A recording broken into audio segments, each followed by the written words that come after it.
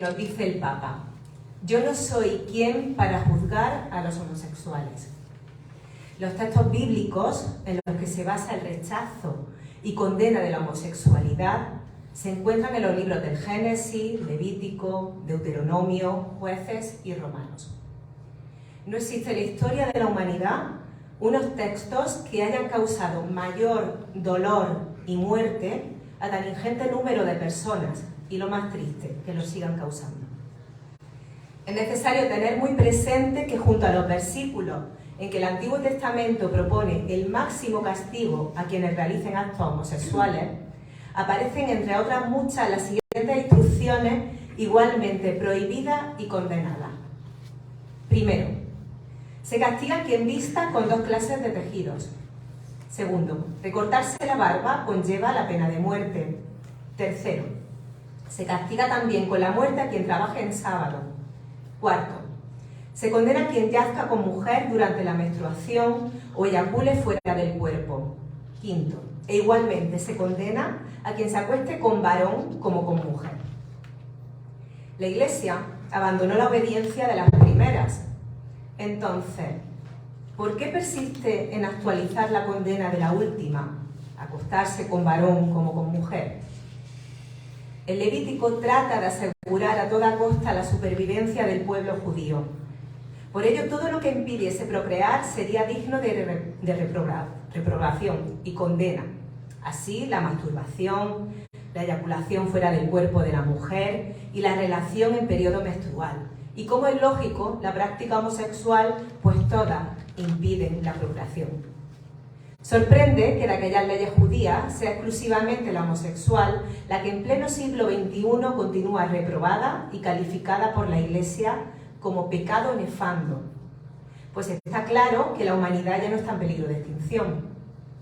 ¿Por qué la condena del acto homosexual sigue con inusitada vigencia en la Iglesia Católica y la cultura que ésta alimenta? Es necesario enfatizar lo que el Antiguo Testamento sí condena: el abuso sexual y la violación, que es justo lo que pretendían hacer los sodomitas. Eso es lo que se condena. Ni por una vez aparece condenada la relación homosexual homoafectiva mutuamente consentida, tal como la sociedad la acepta hoy a igual nivel que la relación heterosexual. Repetimos, en ningún momento el autor sagrado se refiere a la comisión de actos sexuales en un marco de amor y respeto mutuo. La Iglesia aún no ha considerado clarificar todo lo anterior, por lo que resulta injusto aplicar estos pasajes bíblicos a aquellas personas que, siendo de idéntico sexo, se sienten atraídos, se enamoran, se aman y deciden vivir su compromiso hasta que la muerte los separe. En idéntico deseo a como lo formulan los heteros. No se trata ni de perversión, ni de vicio, ni de enfermedad que sea necesaria curar, sino de una variante de la expresión amorosa y sexual, tan lícita y digna de respeto como la mayoría. Si todas estas consideraciones las tuviese en cuenta la Iglesia Católica, abandonaría su condena a la relación entre dos iguales, abriéndose a la acogida plena de las parejas homosexuales, tal como lo hace con las heterosexuales, celebrando el amor que las une. Los homosexuales cristianos tienen pleno derecho a ello. Muchas gracias, María Jesús. Pues mi querido hermano Pepe tiene la palabra a la lectura.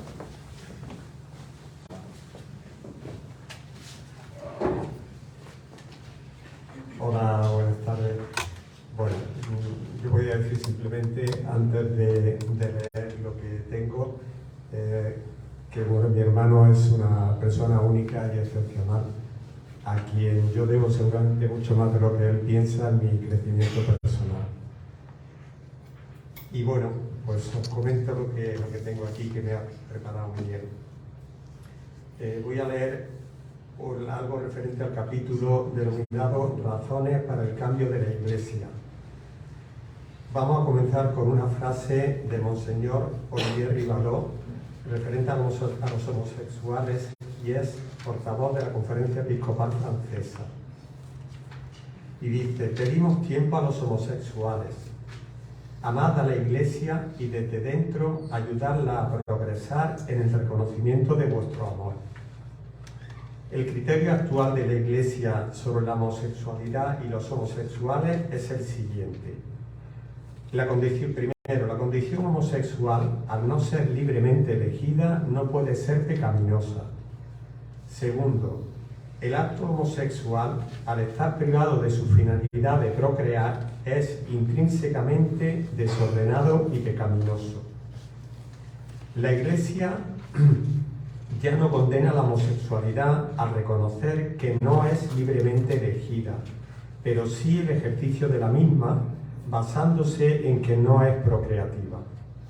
Resulta penoso que sea precisamente la Iglesia, depositaria del amor con mayúscula, la que identifique únicamente el acto sexual con el acto reproductivo. Es propio del reino animal que sexualidad y reproducción estén ligados, pero al llegar al ser humano, el instinto se transforma en libertad y la sexualidad eclosiona en el amor. Tenemos tres claves muy importantes. Primero, la sexualidad humana no está sujeta al ritmo biológico de la reproducción. Segundo, para el ser humano, la sexualidad es la más expresiva forma en que el amor se manifiesta en la relación de pareja. Tercero, el amor de Dios a los hombres no es procreativo. El Concilio Vaticano II reconoció la dignidad y validez de la sexualidad en parejas heteros que no pueden procrear. Es lo que reclaman las parejas homosexuales en las que la descendencia está igualmente excluida. ¿Se pronunció Jesús sobre la homosexualidad? La teología actual se centra en la sanación del siervo del centurión, Mateo 8. Llama poderosamente la atención las palabras griegas que utiliza Mateo en relación al siervo del militar romano, entimos y país, que se traducen como mi muchacho amado. Lo primero a resaltar es que esta denominación queda fuera del lenguaje habitual de un militar hacia un esclavo, por lo que según el teólogo Xavier Picaza, el centurión que pide ayuda a Jesús es un hombre candidato al rótulo actual de homosexual. Con relación sexual o sin ella, Jesús se encuentra con un estrecho vínculo afectivo amoroso entre dos hombres y pudo aprovechar la coyuntura para definir cómo habría de ser y no ser la relación de amor entre ellos. Veamos lo que en realidad sucedió. El militar le expresa con vehemencia: Señor, yo no soy digno de que entres en mi casa, pero una sola palabra tuya bastará para sanar a mi muchacho amado. Y el Señor le responde premiándolo, ensalzando todo lo que encerraba el corazón del centurión: amor por un igual y fe. A Jesús le bastó el amor y la fe de aquel hombre para curar a su muchacho amado, bendiciendo aquel amor y por tanto implícitamente aquella relación. ¿A qué espera la Iglesia para imitar a su Maestro? Destacamos por último las declaraciones de 20 obispos y cardenales de Europa, África y América que apoyan y acogen explícitamente el movimiento LGTB. Vamos a mencionar dos de ellas. Monseñor Olivier Ribadot, portavoz de la Conferencia Episcopal Francesa, expresa, como ya he dicho al principio: entiendo lo impacientes que estáis los homosexuales. Amad a la Iglesia y desde dentro ayudadla a progresar en el reconocimiento de vuestro amor. Esta es exactamente la intención que persigue el libro que hoy presentamos. Y en segundo lugar y por último, emocionan las declaraciones del obispo auxiliar de Detroit, ya jubilado, Thomas John Gambleton. Creía firmemente que mi homosexualidad era una elección mía y por tanto un pecado. Mi punto de inflexión fue cuando mi propio hermano, casado y con 4 hijos, salió del armario. La pregunta es, ¿qué piensa hacer la Iglesia con los homosexuales que deciden vivir su relación en el mismo marco de amor fiel que la unión hombre-mujer?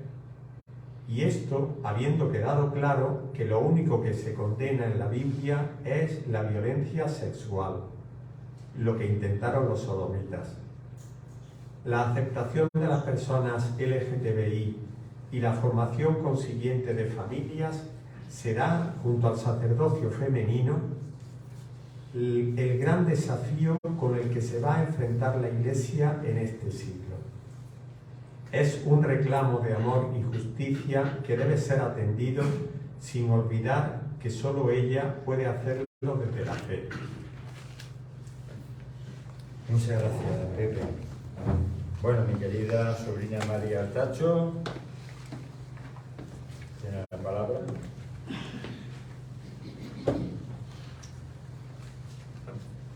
Bueno, quiero decir en primer lugar que agradezco a esta casa y a Carlos Domínguez que la abran, y siempre me sentí muy comprometida aquí con el centro universitario.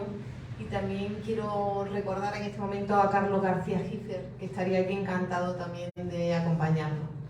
Por último, quiero decir que Miguel Sánchez Zambrano, como psicoterapeuta, como maestro y como padre, padrino espiritual, para mí es una persona que siempre ha ejercido una influencia positiva y sanadora.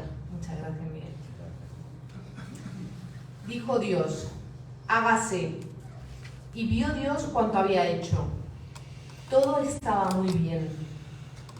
Dios sustenta la relación heterosexual en 2 poderosas razones: que hombre y mujer pudieran expresar su amor y que a través de ese amor se pudiese canalizar el modo de reproducirse.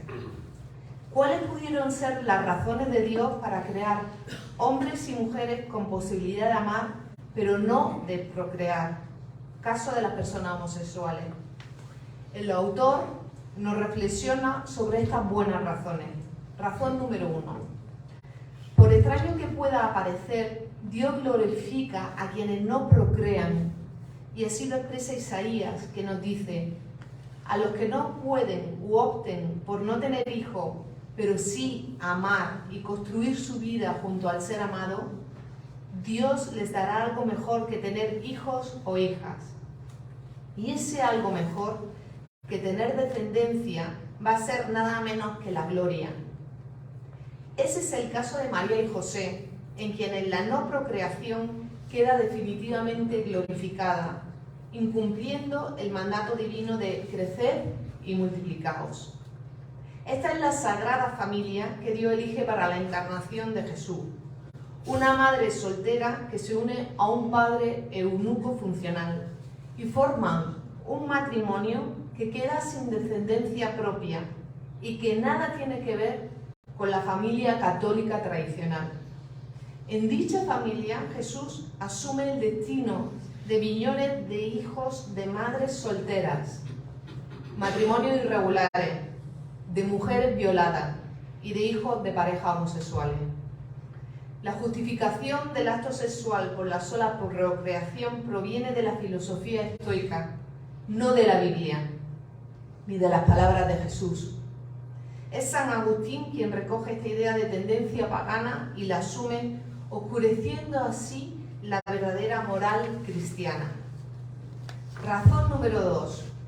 En el Génesis, Dios manifiesta, por un lado, que no es bueno que el hombre esté solo, y por otro, y desligado de lo anterior, nos invita a crecer y multiplicarnos. O sea, dota a la persona de 2 necesidades: la necesidad de intimidad, compañía, y la necesidad de procrear. La imposibilidad de una no anula la posibilidad de la otra. A los heterosexuales que no pueden procrear, la Iglesia los acoge y bendice, sin censurarles el acto sexual. Iguales consideraciones reclaman los homosexuales que por razones obvias tampoco pueden procrear. El verdadero acto de amor de María y José fue su consentimiento pleno, asumiendo la voluntad de Dios, que posibilitó que éste se hiciera hombre. El amor de ambos hizo posible el prodigio, porque solo el amor hace prodigio. Da igual a través de quién se manifieste ese amor, entre un hombre y una mujer, como José y María, o entre un hombre y un hombre, o entre una mujer y una mujer que ejerzan su sexualidad, todos ellos sin posible descendencia. ¿Puede aún haber dudas de que Dios bendice toda unión basada en el amor y que cumpla su voluntad, aunque no sea procreativa? Razón número 3. Dios, para crear, no actúa de modo sexual. El potencial creativo de Dios proviene del amor. El amor es el que crea. En definitiva, si para constituirse en familia a Dios le basta con amar y hacer su voluntad, sin incluir la procreación, nos encontramos con que la familia formada por dos homosexuales va a ser del entero agrado de Dios. Por lo tanto, al ojo de la Iglesia, poco tendría que importar si la relación amorosa es o no reproductiva, recordando una vez más que el cristianismo no se reproduce por la biología, sino por la conversión. Muchas gracias, María.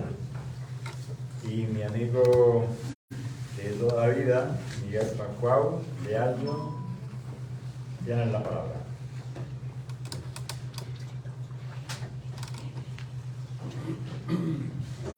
Buenas noches, Miguel. Quiero decirte profundamente gracias.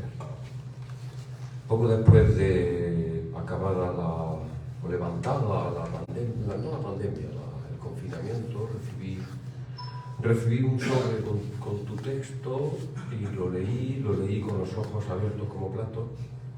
Descubrí un montón de cosas, reinterpreté muchas cosas de las que yo había sido testigo en algunos momentos de nuestra vida, y me pareció un texto que encerraba una experiencia humana extraordinaria, una experiencia humana y un hallazgo fruto de una vida entera, llena de tensión. Yo eso no lo sabía, Miguel, llena de tensión que se refleja de una manera privilegiada. Te doy gracias porque me hicieras,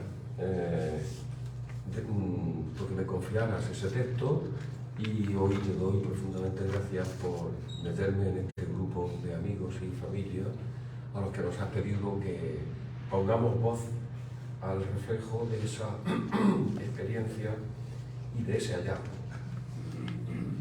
El texto que me corresponde está encabezado con una frase de Joseph Bernardin, cardenal norteamericano: es urgente la necesidad de una teología más positiva en relación con la sexualidad en general y de la homosexualidad en particular. La comunidad cristiana LGTBI, este párrafo, digamos, es el resumen este primer párrafo es el resumen del texto entero. Le pediría atención. La comunidad cristiana LGTBI debe reflexionar la Sagrada Escritura abriéndose a lo que el amor de Dios quiera decirle, pues solo el hombre y la mujer homosexual conocen la validez de su experiencia y solo ellos pueden conectar la misma con su fe en Dios. El éxodo del pueblo israelita sería la metáfora perfecta del éxodo que han de realizar los hombres y las mujeres homosexuales. Israel estaba oprimido por el pueblo egipcio. Las personas homosexuales lo están en la mayor parte del mundo por el pueblo heterosexual. Israel tuvo que atravesar el desierto de la libertad camino de la tierra prometida. La comunidad homosexual está atravesando el desierto de la libertad hacia la tierra prometida de la igualdad. Veamos desde el punto de vista de la fe qué significado podría tener el éxodo. Cuando un hombre y una mujer deciden reconocer, aceptar y compartir su identidad homosexual con quienes aman, no hacen más que actualizar el comportamiento eucarístico de Jesús. Este, reconociéndose a sí mismo y a sus amigos lo que es, a continuación se da en la Eucaristía. Perdón. Ese es el fundamento de lo que se viene a llamar salir del armario, reconocerse y darse, reconocer la propia identidad sexual dándose igual que Jesús a todos sin excepción, incluyendo a los que hasta hoy los rechazaron. De las muchas salidas que las personas homosexuales han de hacer, nos detenemos en estas dos. La primera, salir de la culpa. Durante siglos se les ha culpado de ser y sentir lo que son y sienten. Este discurso de culpar a la víctima es inaceptable y deben salir de él a toda prisa, tal como lo hicieron los israelitas saliendo de Egipto. En el sentimiento de culpa se fundamenta el mayor mal que puede sufrir el homosexual cristiano, su homofobia internalizada, el propio rechazo al recibir de la Iglesia el mensaje: Dios te rechaza y nosotros te rechazamos y tú has de sentirte culpable por ello. Este discurso de auténtico terror psicológico debe ser urgentemente contrarrestado con el amor. El amor a sí mismo, dando gracias a Dios por la identidad sexual que ha dado a cada cual. Y la segunda salida, la salida del rechazo a quienes lo rechazan. La tentación inmediata del rechazado es rechazar al rechazante. Sin embargo, es algo que el homosexual reprobado por la Iglesia tendría que evitar. La Iglesia los necesita, porque la comunidad homosexual cristiana será la nueva levadura que fermente la vieja masa eclesial, adherida a esquemas caducos de hace cientos de años. Desde dentro de la religión judía, Jesús criticó e incluso animó abiertamente a no cumplir las leyes religiosas que menoscababan la dignidad del hombre o atropellaban sus derechos. Permaneciendo en ella desde dentro, pudo enmendarle la plana a toda la jerarquía de aquella religión y las leyes que la regían. Este es el ejemplo que nos da Jesús. No es necesario salir de la Iglesia Católica para denunciar la parte doctrinal que no reconoce la dignidad de las personas homosexuales, sin abandonarla a pesar del daño causado. Todo esto queda resumido en la petición que hace a los homosexuales Monseñor Olivier, portavoz de la Conferencia Episcopal Francesa. Permaneced y amad a la Iglesia y desde dentro ayudadla a progresar en el reconocimiento de vuestro amor. Nuestra Iglesia precisa de mucha comprensión y compasión. Necesita con urgencia de aceptación en contrapartida al rechazo que ella ha practicado. Y quizás por encima de todas las demás necesidades, la Iglesia necesita de nuestro perdón, porque en definitiva no tiene conciencia del enorme daño causado. Tras la salida de Egipto, al pueblo israelita le esperaba la tierra prometida.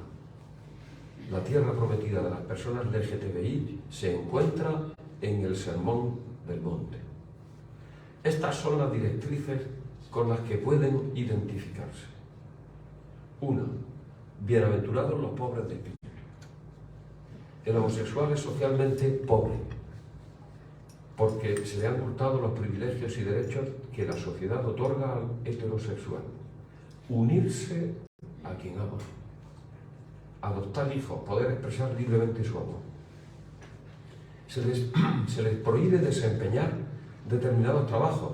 En el ámbito laboral de la Iglesia, ser profesor de religión, sin ir más lejos. Y por encima de todo se les niega el ser bendecidos por amar a un igual. 2. Bienaventurados los pacíficos. El hombre y la mujer homosexuales son esencialmente pacíficos, siendo perseguidos y violentados, y muy excepcionalmente han respondido con violencia. 3. Bienaventurados los que lloran y los perseguidos. Ambas bienaventuranzas se conjugan y complementan. Si algo ha sido propio al homosexual, ha sido la persecución y el llanto. Por eso Jesús lo bendice. Y 4. Bienaventurados los que tienen hambre y sed de justicia. Esta es la bienaventuranza más fácil de asumir por el homosexual. Hacer justicia a siglos de rechazo y oprobio de condena y sufrimiento solamente porque el modo de amar y ejercer la sexualidad es diferente al mayoritario. Estos son los valores que, asimilándolos como propios, los homosexuales pueden aportar a la comunidad eclesial. Sí, es necesario desarrollar una teología homosexual para que, como pide Rowan Williams, arzobispo de Canterbury, existan argumentos para reconocer las relaciones homosexuales dentro de la fe. Gracias. Pues ya me toca a mí de nuevo. Vamos allá. Prosigo con las bienaventuranzas que ha comenzado Miguel. Bienaventurados los misericordiosos. Y después de esa misericordia, la justicia. Aplicar la justicia con misericordia, surgiendo así el perdón. Perdonar tanto agravio y sufrimiento. Ser misericordiosos con una sociedad que nos castigó duramente por leyes opresoras y discriminatorias, todavía con amplia área homofóbica. Ser misericordiosos con una jerarquía eclesiástica que no lo ha sido con nosotros. Perdón para todos, pues en realidad, y como diría Jesús, no han sabido lo que hacían y muchos de ellos aún siguen sin saberlo. Justicia, por supuesto, también misericordia y perdón. ¿Y a quién perdonar? Perdonarnos a nosotros mismos, perdonarnos tanto silencio, tanto disimulo, tanto negar nuestra esencia, cuando muertos de miedo se nos hacían determinadas preguntas, igual que hizo Pedro con Jesús cuando también muerto de miedo oía aquello de tú eras una de ellos.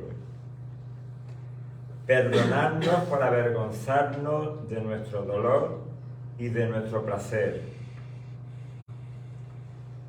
Perdonar a la Iglesia. Ella se define como madre y a nosotros nos considera su hijo. ¿Cómo es posible que nos haya tratado de este inexplicable modo? Perdonemos a los hombres que la constituyen, cuando algunos de ellos, al tiempo que condenan, realizan y practican lo propio condenado. Lograremos perdonar a la Iglesia cuando nuestra fe supere el resentimiento hacia ella, celebrando que nuestro encuentro con Jesús se realizó en su seno. Es ella quien nos descubrió, quien nos ha descubierto el rostro de Dios. Y es ella, la Iglesia, la que alimentó nuestra fe, mostrándonos el Evangelio de Jesús, que siempre acoge y celebra. La Iglesia y sus pastores nos rechazan con sus palabras, pero es ella la que nos ha enseñado y transmitido que la palabra con mayúscula nos acepta, acoge y ama tal cual somos. Tanto le debemos, tanto hemos de perdonar. Tenemos que denunciar el verdadero pecado de Sodoma, como lo denuncia Jesús en Mateo 10, condenando la inhospitalidad de los sodomitas con los enviados del Señor, intentando la violencia sexual con ellos. Eso es lo condenado. En ningún texto se condena el amor compartido y libremente consentido entre dos, aunque estos dos sean de igual género. Sí, perdonar a la Iglesia y permanecer en ella, o mejor, perdonar para así poder permanecer.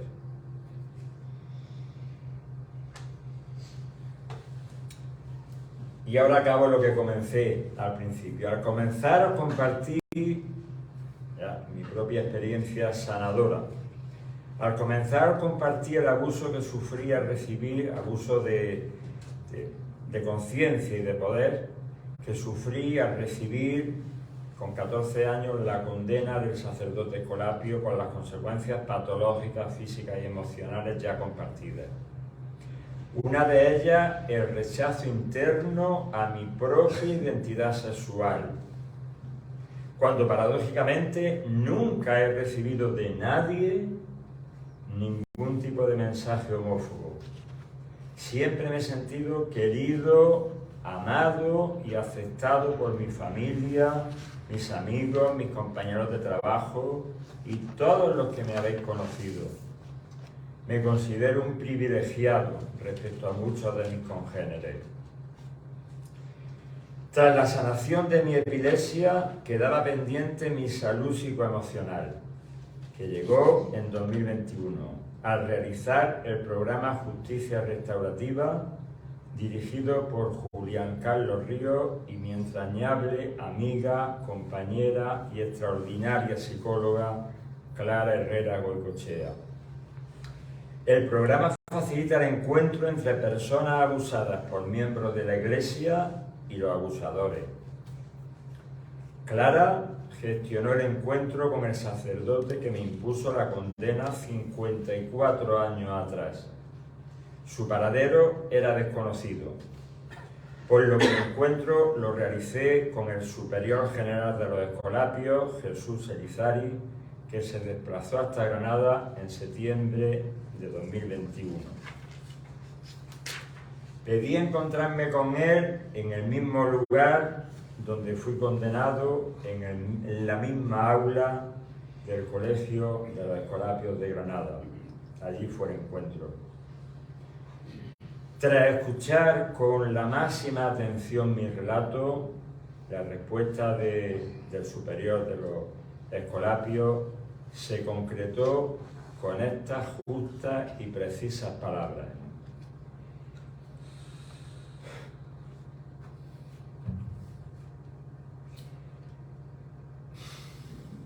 Me siento avergonzado por lo sucedido. La misericordia de Dios nunca condena.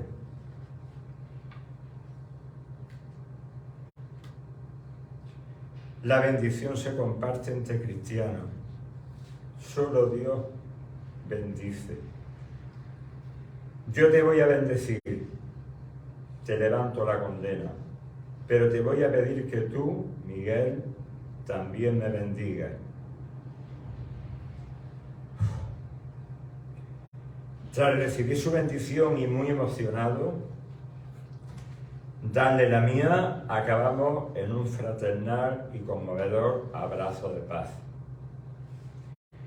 De este modo, pasados 54 años de haber sido rechazado y condenado por un sacerdote de la Iglesia Católica, al fin he quedado bendecido y abrazado por otro sacerdote de la misma Iglesia. He vivido las dos iglesias, la antigua, la de los odres viejos, la que rechaza y condena, y la Iglesia de Jesús, que capitaneada por Francisco me acepta, me bendice y me abraza, por ser el que soy, hombre con la identidad homosexual que Dios me ha dado y por encima de todo, con la identidad de ser y sentirme su hijo querido. Sueño con una iglesia que, citando a Francisco, no excluya a nadie. Una iglesia que transmita la palabra liberadora y acogedora de Jesús, y no las palabras que condenan y rechazan de algunos de sus ministros y pastores. Una iglesia que se abra un nuevo paradigma de compromiso inclusivo, de perdón y de paz. Y ese sueño sé que es posible. Para ello es necesario que entre todos logremos hacerlo realidad. Desde ahora me ofrezco para dialogar sobre este tema con cualquier persona, cualquier grupo, pues que lo desee, que me requiera. En el libro tenéis mi correo, tenéis mi teléfono y me tenéis a mí. Muchas gracias de corazón.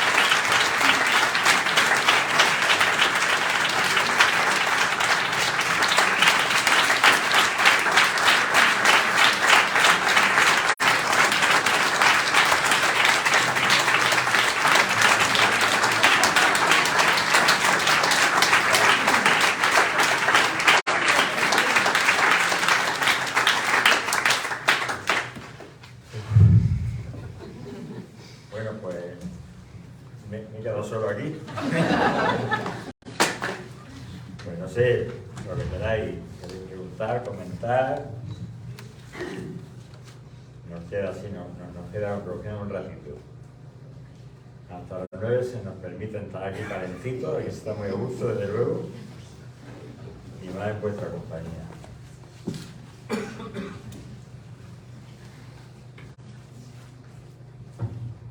Todo a la vez no, ¿eh?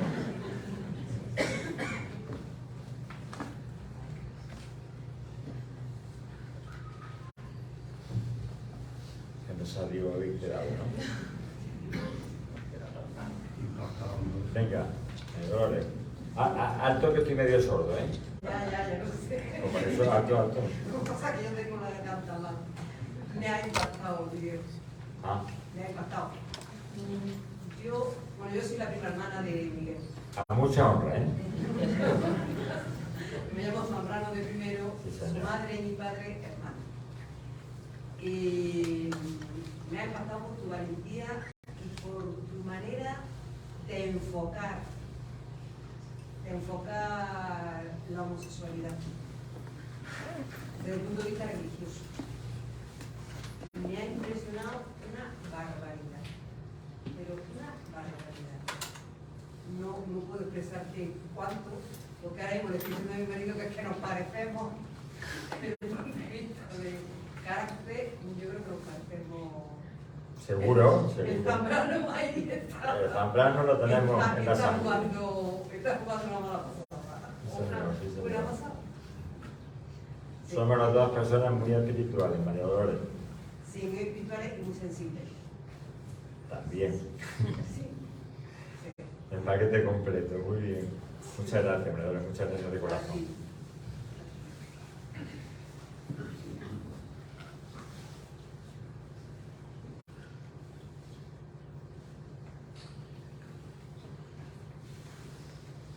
Yo te quiero agradecer, tío Miguel. Ah, bien.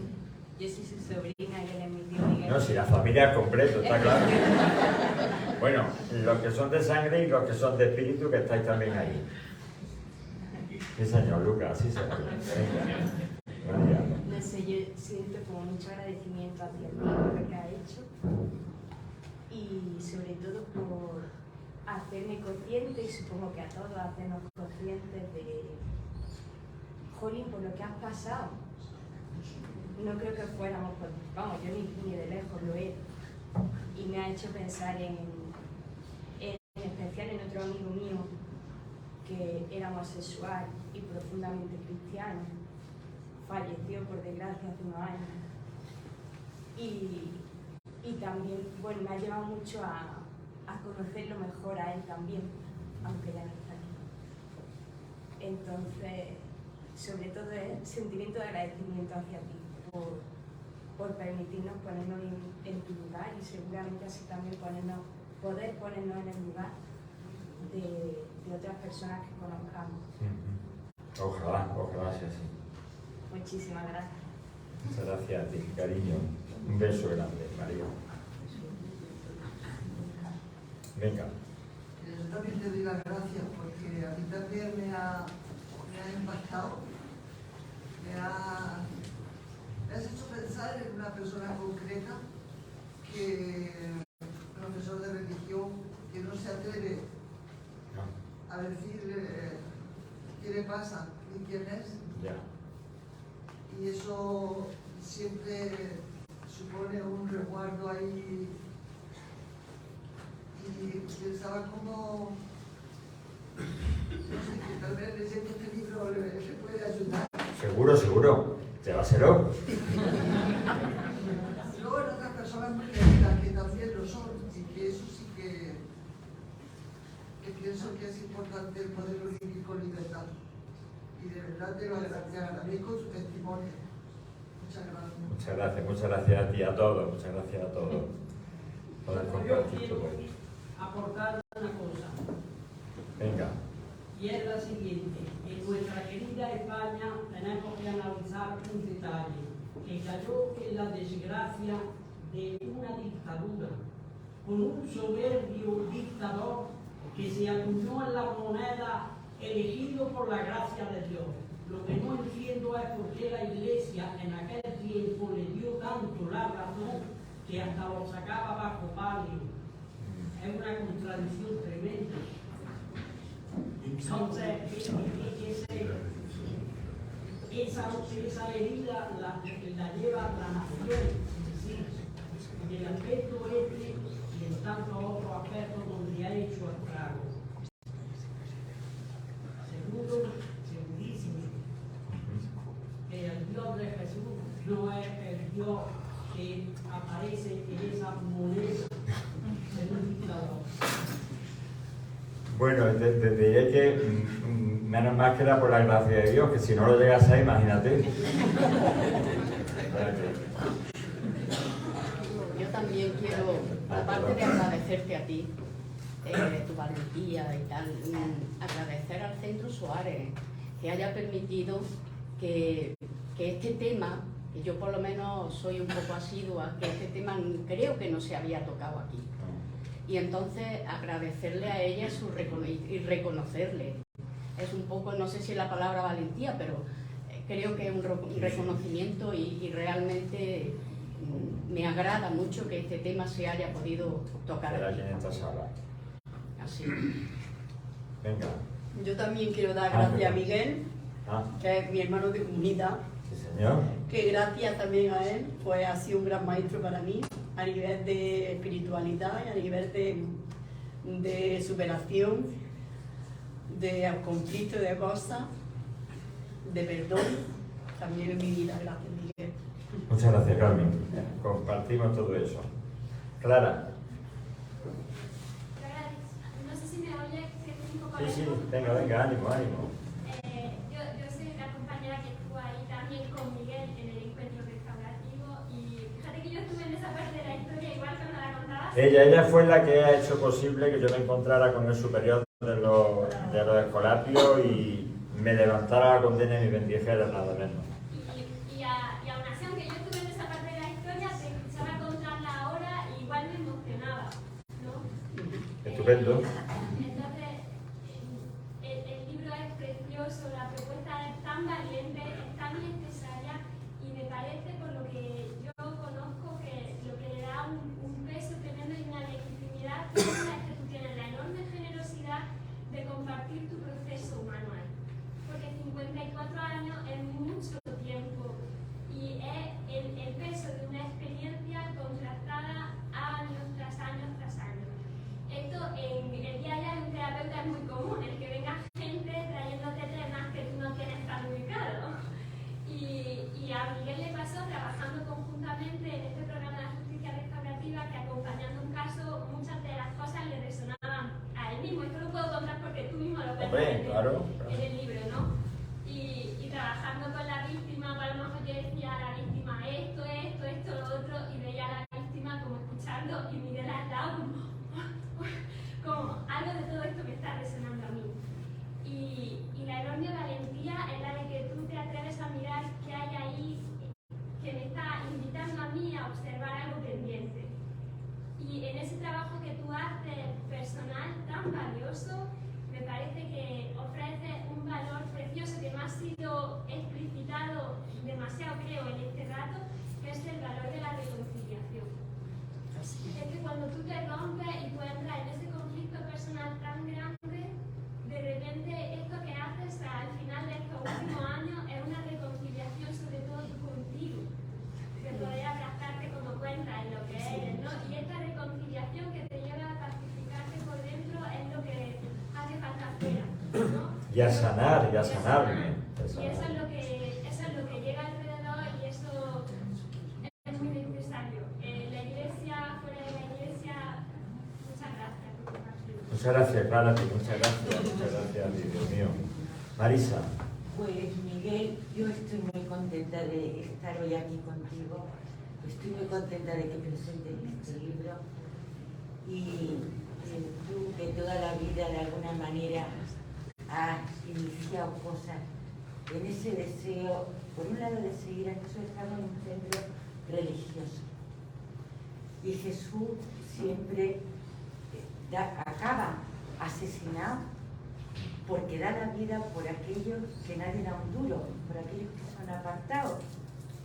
Y hoy yo creo, y toda tu vida tiene sentido, porque has querido seguir a Jesús y porque la compasión, la misericordia de los que sufren se siente cuando uno experimenta en su carne la opresión de otro, que por desgracia todos nos hacemos daño tarde o temprano, y la capacidad de comprender, pero a la vez de alzar la voz y decir no por la dignidad de hijos que tenemos, ¿no?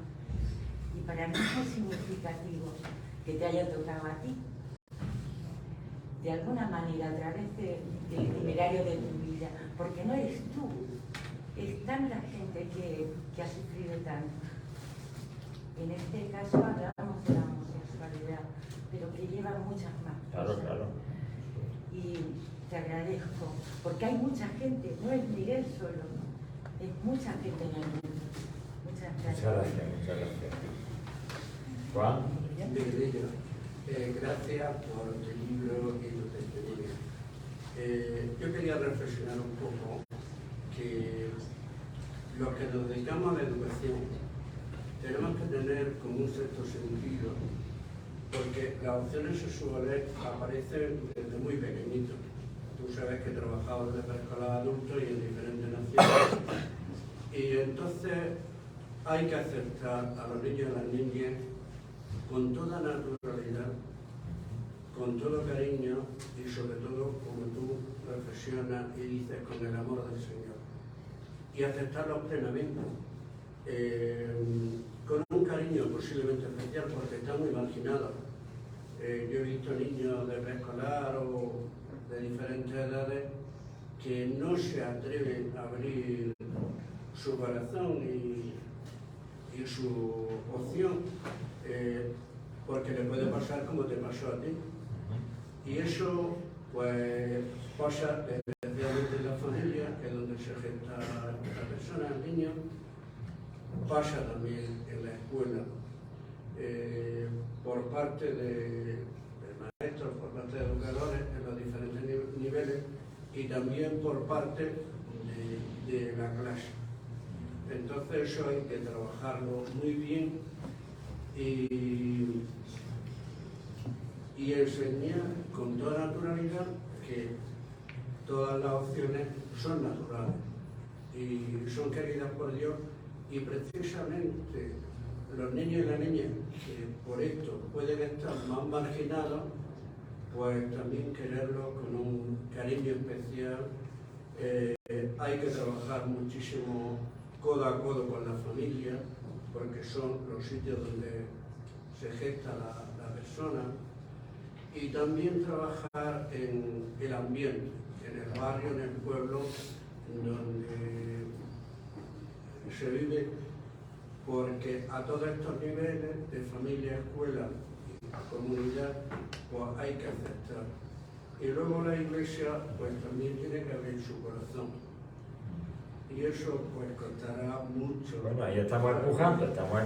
Ya tenemos el Sagrado Corazón de Jesús que está atravesado por una lanza. Entonces, esta lanza que atraviesa el corazón de muchas personas, pues hay otros sitios que tú sabes que he trabajado donde ya ni se plantean estas cosas, que ya desgraciadamente es ahorcar a la persona o matar la pedrada, tanto una mujer, etcétera, un hombre. Y entonces también estas comunidades que ya las tenemos aquí, que tenemos que aceptarlas y tenemos también que quererlas, pues también hay que reflexionar con ellas para que vayan abriendo también su mente y su corazón a la aceptación de las personas como son. Muchas gracias. Yo no puedo hacer un comentario como un adulto, pero como niño me gustaría decir que me ha parecido un acto muy valiente el punto de vista de criticar a la Iglesia, y que bueno, que eso de admitirse a uno mismo pues debe ser muy... Muchas gracias.